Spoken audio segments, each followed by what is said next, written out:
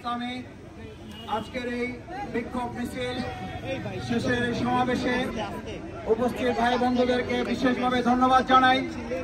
আপনারা বিগত 15 বছর ফ্যাসিস্ট আওয়ামী লীগের বিরুদ্ধে যেভাবে লড়াই সংগ্রাম করেছেন, তারই ফলশ্রুতিতে জুলাই আগস্টের গণঅভ্যুত্থানের মাধ্যমে যে আওয়ামী লীগ শুধু পদত্যাগ করে নাই, দেশ ত্যাগ করতে বাধ্য হয়েছে।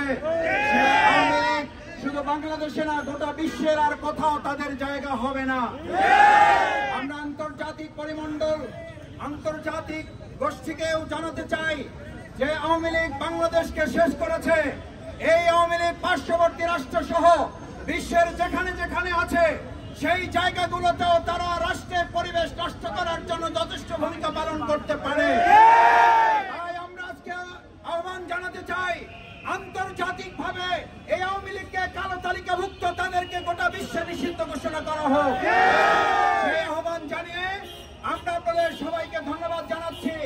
আইন শৃঙ্খলা রক্ষাকারী বাহিনী, সাংবাদিক বৃন্দকে কষ্ট করার জন্য ধন্যবাদ জানিয়ে আগামী দিনের কর্মসূচিতে আপনারা কাঁধে কাঁধ মিলে ভূমিকা পালন করবেন সেই প্রত্যাশা জানিয়ে সবাইকে ধন্যবাদ জানিয়ে আজকের প্রোগ্রামের এখানেই সমাপ্তি ঘোষণা করা হচ্ছে। আল্লাহ হাফেজ। বাংলাদেশ জিন্দাবাদ।